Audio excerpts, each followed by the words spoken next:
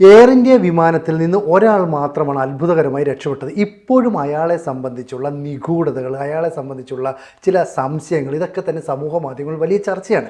Indian പ്രധാനമന്ത്രി നരേന്ദ്രമോദി പോലും അയാളെ നേരിട്ട് പോയി കണ്ട് എന്താ സംഭവിച്ചതെന്നൊക്കെ ചോദിച്ചാണ്. പക്ഷേ അത്രയും ഉയരത്തിൽ നിന്നൊരാൾ എങ്ങനെ ചാടി, അയാൾക്ക് എങ്ങനെയാണ് എക്സിറ്റ് വാതിൽ പൊളിക്കാൻ കഴിഞ്ഞത്, വലിയ സംശയങ്ങൾ ഉയർത്തുന്നത്. ശരിക്കും ഇയാൾ NIA നിരീക്ഷണത്തിൽ പോലും വരണമെങ്കിൽ ഇയാൾ കുറ്റക്കാരനായിരിക്കുമോ? നമ്മൾ കണ്ട, അതായത് ഇന്ത്യ കണ്ട ഏറ്റവും വലിയ ദുരന്തമാണ് അഹമ്മദാബാദിൽ നടന്നത്. 274 പേരാണ് അതിൽ മരിച്ചത്, ഒരാളാണ് രക്ഷപ്പെട്ടത്. ഈ ഒരാൾ എങ്ങനെ രക്ഷപ്പെട്ടു? അതിപ്പോഴും നമുക്കത് ചോദിക്കുമ്പോൾ തന്നെ നമുക്ക് തന്നെ ഒരു സംശയം തോന്നുന്നില്ലേ? വിദഗ്ധർ, അതായത് വ്യോമയാന വിദഗ്ധർ പറയുന്നു, ഓടിക്കൊണ്ടിരിക്കുന്ന വിമാനത്തിൽ നിന്ന് ഒരിക്കലും എമർജൻസി വാതിൽ തുറക്കാൻ കഴിയില്ല. അങ്ങനെ തുറക്കണമെങ്കിൽ അത് കൃത്യമായി പരിശീലനം നേടിയ ക്യാബിൻ ക്രൂ അവർക്ക് മാത്രമേ അത് കഴിയൂ. പിന്നെ എങ്ങനെ ഒരു പോറലും, അതായത് ചെറിയ ചെറിയ വലിയ ഗുരുതര പരിക്കുകളല്ല, ഇത്രയും വലിയ വിമാന അപകടം ഉണ്ടാകുമ്പോൾ ഉണ്ടാകേണ്ട പരിക്കുകളല്ല വിശ്വാസ് കുമാറിന് ഉണ്ടായിട്ടുള്ളത്. കണ്ണിനും നെഞ്ചിന്റെ അവിടെയും കാലിനും ഒക്കെ ചെറിയ പരിക്കുകൾ. പക്ഷേ ഈ ചിത്രങ്ങളിൽ, പ്രചരിക്കുന്ന ചിത്രങ്ങളിൽ ഇയാൾ നടന്ന് കൂളായി ഇടത് കൈയിൽ മൊബൈൽ പിടിച്ചുകൊണ്ട് ഈ ബാക്കിൽ വലിയ തീഗോളങ്ങൾ ചിന്നിച്ചിതറി, പിന്നെ ആളുകളുടെ ശരീരങ്ങൾ ചിന്നിച്ചിതറി കിടക്കുന്നു, കൈകൾ, കാലുകൾ, തലകളൊക്കെ ഓരോ ഭാഗത്ത് കിടക്കുന്നു, വലിയ രീതിയിലുള്ള ആളുകൾ, ജനക്കൂട്ടം ഉണ്ടാകുന്നു. ഇതൊക്കെ ഉണ്ടാകുമ്പോഴും ഒരു പ്രശ്നവുമില്ലാതെ കൂളായി നടന്നു വരുന്നിട്ട് ഒരാൾ പറയുകയാണ്, ഞാൻ ഈ വിമാനത്തിലുണ്ടായിരുന്നു, ഞാൻ രക്ഷപ്പെട്ട ആളാണ് എന്ന് പറയുമ്പോൾ നമുക്ക് മനസ്സിലാവാത്ത കുറെ കാര്യങ്ങൾ. ഇപ്പൊ കുറെ ആളുകൾ പറയുന്നു അയാൾക്ക് ആയുസിന്റെ ബലമുണ്ട്, അയാൾക്ക് അവിശ്വസനീയമാണ് അയാളുടെ രക്ഷപ്പെടൽ, അയാൾക്ക് മാത്രമായിരിക്കാം. ചിലർ കമന്റ് ഇടുന്ന എങ്ങനെയായിരിക്കാം, ആ ഫ്ലൈറ്റിൽ കാലന് വേണ്ടാത്ത ഒരാൾ ഇയാൾ മാത്രമായിരിക്കാം, അതുകൊണ്ടാണ് ഇയാൾ രക്ഷപ്പെട്ടത് എന്നൊക്കെയുള്ളത്. ഈ കഴിഞ്ഞ കുറച്ച് ദിവസമായി ഈ ചോദ്യങ്ങളൊക്കെ ഇങ്ങനെ ഉയരുകയാണ്. വിശ്വാസ് കുമാർ ഹോസ്പിറ്റലിലായിരുന്നു. അവിടെ പ്രധാനമന്ത്രി നരേന്ദ്രമോദിയും കേന്ദ്ര ആഭ്യന്തരമന്ത്രി അമിത്ഷായും എത്തി എന്നുള്ളതാണ്. രണ്ടുപേരും എത്തി, ഇയാളോട് സംസാരിച്ചു കാര്യങ്ങൾ. അതിനുശേഷം ഇയാൾ ഒരു ഹോട്ടലിലേക്ക് മാറ്റിയതിനു ശേഷം ഇയാൾ ആരെയൊക്കെ വിളിക്കുന്നു, ആരോടൊക്കെ സംസാരിക്കുന്നു, ഇയാളെ ആരൊക്കെ കാണാൻ വരുന്നു തുടങ്ങിയ കാര്യങ്ങളൊക്കെ NIA കൃത്യമായി നിരീക്ഷിക്കുന്നുണ്ട് എന്നുള്ള വിവരങ്ങൾ പുറത്തു വരുന്നു. എന്തിനാണ് NIA ഇത്തരത്തിൽ ഇതിൽ നിന്ന് രക്ഷപ്പെട്ട ഒരാളെ നിരീക്ഷിക്കുന്നത്? എന്തിനാണ്? അപ്പോൾ മാത്രമല്ല, ഈ ഗ്രൗണ്ട് സ്റ്റാഫ്, ഈ എയർപോർട്ടിൽ ഉണ്ടായിരുന്ന ഗ്രൗണ്ട് സ്റ്റാഫുകളുടെ വിവരങ്ങൾ ശേഖരിക്കുന്നു, അവരുടെ ഫോണുകൾ പിടിച്ചെടുക്കുന്നു, അവർ ആരെയൊക്കെ വിളിച്ചു, ആരെയൊക്കെ അന്നത്തെ ദിവസം കണ്ടു തുടങ്ങിയ CCTV ദൃശ്യങ്ങൾ ശേഖരിക്കുന്നു. ഇതൊക്കെ അന്വേഷണ വിധേയമാക്കുന്നു. മാത്രമല്ല, ഇതിൽ ഏറ്റവും പ്രധാനപ്പെട്ട കാര്യം, ഈ ബ്ലാക്ക് ബോക്സുകൾ കിട്ടി. ഇതിലൊരു ബ്ലാക്ക് ബോക്സ് തകരാറിലായി എന്നാണ് പറയുന്നത്. വലിയ, ഇത് 600 അടി മുകളിൽ നിന്ന് 30 സെക്കൻഡിനിടയിലാണ് ഈ വിമാനം തകർന്നത്. അതിനു മുകളിൽ പറക്കുന്ന വിമാനങ്ങൾ പോലും കടലിനടിയിൽ പതിക്കുമ്പോൾ ബ്ലാക്ക് ബോക്സിന് ഒരു കംപ്ലൈന്റും ഇല്ലാതെ കിട്ടുന്ന ബ്ലാക്ക് ബോക്സ് ഇവിടെ എങ്ങനെയാണ്, ഈ ചെറിയ ദൂരത്തിൽ നിന്ന് അപകടം പറ്റിയപ്പോൾ എങ്ങനെയാണ് ഇതിന് തകരാറുണ്ടായത് എന്നുള്ളൊരു വലിയ സംശയം. മാത്രമല്ല, ഇവിടെ 9 കോടി ചിലവാക്കി നമ്മുടെ രാജ്യ തലസ്ഥാനത്ത് ഒരു ബ്ലാക്ക് ബോക്സ് ഒക്കെ ചെക്ക് ചെയ്യാനായിട്ട് ഒരു ലാബ് തുടങ്ങിയിട്ടുണ്ട്. ആ ലാബിൽ പരിശോധിക്കാതെ ഇത് അമേരിക്കയിലേക്ക് കൊണ്ടുപോകാനുള്ള നീക്കം നടത്തുന്നത് എന്തിനാണ്? അപ്പോൾ ആരൊക്കെയോ ചേർന്ന് എന്തൊക്കെയോ മറയ്ക്കാൻ ശ്രമിക്കുന്നുണ്ട് എന്നുള്ള ഒരു വിവരങ്ങൾ പുറത്തു വരുന്നുണ്ട്. അത് നമ്മുടെ സർക്കാരുകൾ സ്ഥിരീകരിക്കാത്ത, വ്യോമയാന മന്ത്രാലയവും ഇത് അന്വേഷണ ഏജൻസികൾ സ്ഥിരീകരിക്കാത്ത സ്ഥിതിക്ക് നമുക്കതിൽ കൃത്യമായ വിവരങ്ങൾ കണ്ടെത്താൻ കഴിയില്ല. മറ്റൊന്ന്, നമ്മൾ എന്ത് അപകടം നടന്നാലും അതിലൊരു പ്രാഥമിക വിലയിരുത്തലുണ്ട്, അല്ലെ? ഒരു കൊലപാതകം നടന്നാലും, ഒരു അപകടം നടന്നാലും, എന്തിനേറെ ഒരു പീഡന കേസ് നടന്നാൽ പോലും ഒരു പ്രാഥമിക വിലയിരുത്തൽ പോലീസിന്റെ അന്വേഷണ ഏജൻസികളുടെ ഭാഗത്തു നിന്ന് വരും. ഇത് 12-13 ദിവസമായി ഈ അപകടം നടന്നിട്ട്, എന്നിട്ട് പോലും ഒരു പ്രാഥമിക നിഗമനം ഇതുവരെ ഒരാളുടെ ഭാഗത്തുനിന്നും ഉണ്ടായിട്ടില്ല. എന്തുകൊണ്ടാണ് ഈ വിമാനം അപകടം സംഭവിച്ചത്? ഈ കോ പൈലറ്റുമാരുടെ പ്രശ്നമാണോ, അല്ലെങ്കിൽ ഹ്യൂമൻ എറർ ആണോ, ഇനി മറ്റേതെങ്കിലും സാങ്കേതിക തകരാറോ? 2 എഞ്ചിനുകൾ ഒരേ സമയം എങ്ങനെയാണ് കംപ്ലൈന്റ് ആയത്? ഇതിനെക്കുറിച്ചൊന്നും ഇതുവരെ ഒരു തരത്തിലുമുള്ള വിലയിരുത്തലുകളോ അന്വേഷണങ്ങളോ അല്ലെങ്കിൽ പൊതുജനത്തിനോടോ, അല്ലെങ്കിൽ പോട്ടെ, അന്വേഷണ ഏജൻസികൾ പോലും ഇക്കാര്യങ്ങളൊന്നും പുറത്തുവിടാത്തതിന്റെ കാരണം എന്താണ് എന്നുള്ളൊരു വലിയ ചോദ്യം ഇവിടെ നിൽക്കുന്നുണ്ട്.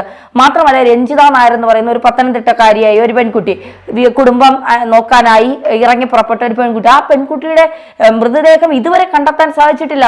DNA സാമ്പിളുകൾ ഇനി 9 എണ്ണത്തിന്റെ പരിശോധനകൾ, 9 ബോഡികൾ മാത്രമേ കിട്ടാനുള്ളൂ. അതിൽ രഞ്ജിത നായർ ഉണ്ടായിരിക്കാം എന്ന് നമുക്ക് അനുമാനിക്കാം. ഇതുവരെ അവരുടെ മൃതദേഹങ്ങൾ കിട്ടിയിട്ടില്ല. അപ്പോൾ വലിയ തരത്തിലുള്ള നീക്കങ്ങൾ ഇതിനിടയിൽ നടക്കും. നടക്കുന്നുണ്ട്, അട്ടിമറി സാധ്യതയുണ്ട് എന്നൊക്കെ പരിശോധിക്കുമ്പോഴാണ് ചിലർ പറയുന്നത് വിശ്വാസ് കുമാർ അത്ര വിശ്വസിക്കാൻ കൊള്ളാവുന്നവനല്ല, ഭീകരവാദ ബന്ധമുണ്ട് വിശ്വാസ് കുമാറിന്, അത്തരത്തിൽ ഇയാളാണ് ഈ വിമാനം അപകടത്തിൽ പെടുത്തിയത്, ഇയാൾ അറസ്റ്റ് ചെയ്യണം എന്നൊക്കെ പറഞ്ഞ് സോഷ്യൽ മീഡിയയിൽ ഇയാൾക്കെതിരെ വലിയ ക്യാമ്പയിൻ നടക്കുകയാണ്. ഒരുപക്ഷെ അയാൾ നിരപരാധിയായിരിക്കാം, രക്ഷപ്പെട്ടത് ഇപ്പോൾ ഒരു തലവേദനയായി മാറിയ ഒരു മനുഷ്യനുമായിരിക്കാം. അയാൾ ചിലപ്പോൾ ഈ ട്രോളൊക്കെ കാണുമ്പോൾ ഒരു സെക്കൻഡെങ്കിലും അയാൾ വിചാരിക്കുന്നതായിരിക്കാം ഞാനും അതിലൂടെ അങ്ങ് തീർന്നാൽ മതിയായിരുന്നു എന്നുള്ളത്. കാരണം ഇയാൾക്കെതിരെ അത്രമാത്രം ആരോപണങ്ങളാണ് സോഷ്യൽ മീഡിയയിലൂടെ ഉയർന്നു വരുന്നത്. ഇയാൾ ഭീകരവാദവുമായി ബന്ധമുണ്ട്, ഇയാളാണ് അത് തകർക്കാൻ ശ്രമിച്ചത്, ഇയാൾ എമർജൻസി വാതിൽ ഓടിക്കൊണ്ടിരിക്കുന്ന വിമാനത്തിന്റെ എമർജൻസി വാതിൽ തുറന്നതുകൊണ്ടാണ് ഇയാൾ ഈ വലിയ അപകടം ഉണ്ടായത് എന്നൊക്കെ പറയുന്നു. പക്ഷെ അങ്ങനെയല്ല. ഇത് എഞ്ചിനുകൾ, ഒരു എഞ്ചിൻ വിമാനത്തിന് തകർന്നാൽ അടുത്ത എഞ്ചിൻ പ്രവർത്തിക്കാനുള്ള സംവിധാനം വിമാനത്തിൽ ഒരുക്കിയിട്ടുണ്ട്. പക്ഷേ രണ്ട് എഞ്ചിനും സമാന്തരമായി കേടാകുന്നത് അപൂർവങ്ങളിൽ അപൂർവം മാത്രമാണെന്നാണ് വ്യോമയാന വിദഗ്ധർ വരെ പറയുന്നത്. അപ്പോൾ എങ്ങനെയാണ് ഈ എഞ്ചിനുകൾ കേടായത്?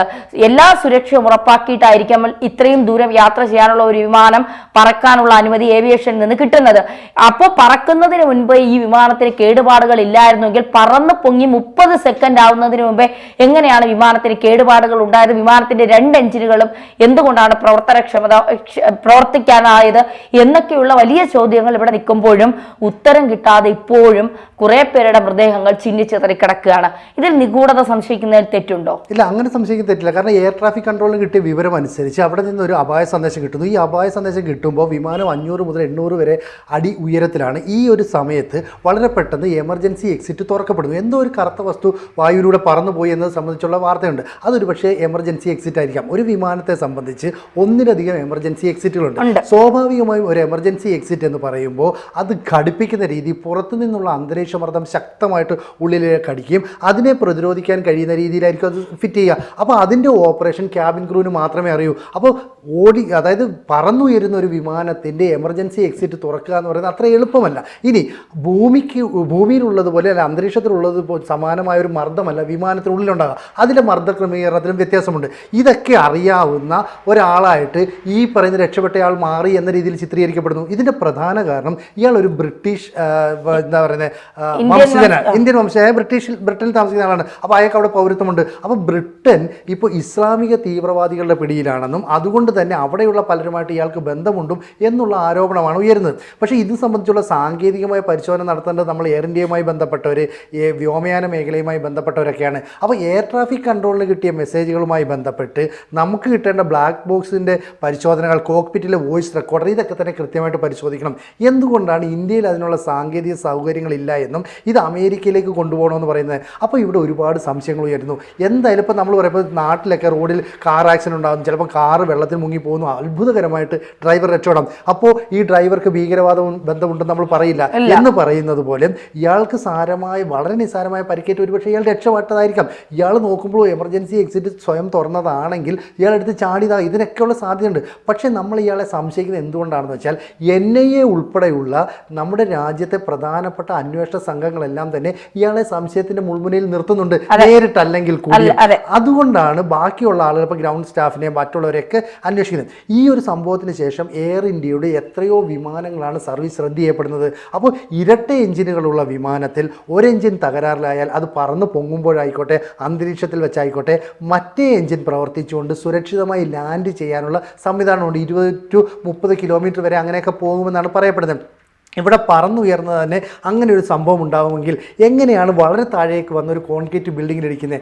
അങ്ങനെയാണെങ്കിൽ കോക്പിറ്റിൽ നിന്ന് കൃത്യമായി എയർ ട്രാഫിക് കൺട്രോളിലേക്ക് ഒരു സന്ദേശം ലഭിക്കുമ്പോൾ ഒരു പക്ഷേ പൈലറ്റ് പരിഭ്രാന്തനാകാം. പണ്ടത്തെ പോലെ വിമാനം ഹൈജാക്ക് ചെയ്യുന്നതൊന്നും ഇന്ന് ഫാഷനല്ല.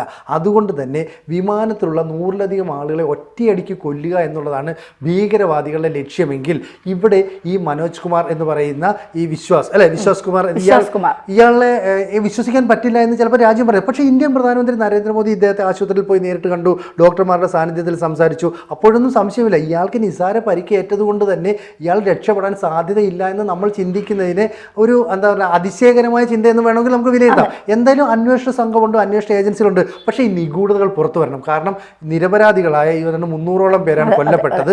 അതിൽ ഇയാൾക്ക് പങ്കുണ്ടെങ്കിൽ സ്വാഭാവികമായും ഉറപ്പായി ഇയാൾ ശിക്ഷിക്കപ്പെടണം. അതല്ല എങ്കിൽ ഒരു നിരപരാധിയാണ് നമ്മൾ ഇത്രയും കാലം ക്രൂശിക്കുന്നത്. ഇയാൾക്ക് സ്വന്തം വീട്ടിൽ നിന്ന് പുറത്തിറങ്ങാനോ ആശുപത്രിയിൽ നിന്നോ അയാൾ താമസിക്കുന്ന ഹോട്ടലിൽ നിന്നോ പുറത്തിറങ്ങാൻ കഴിയാത്ത ഒരു സാഹചര്യം ഇയാളെ സംബന്ധിച്ച് ഒരു വലിയ പ്രതിസന്ധി സൃഷ്ടിക്കും. ഇയാൾക്കും ഭാര്യയുണ്ട്, മക്കളുണ്ട്, കുടുംബമുണ്ട്, ഒക്കെയുണ്ട്. അപ്പം അധികൃതർ, അന്വേഷണ സംഘങ്ങൾ കൃത്യമായ നിലപാട് സ്വീകരിക്കും നമുക്ക് പ്രതീക്ഷിക്കാമായിരിക്കും. തീർച്ചയായിട്ടും.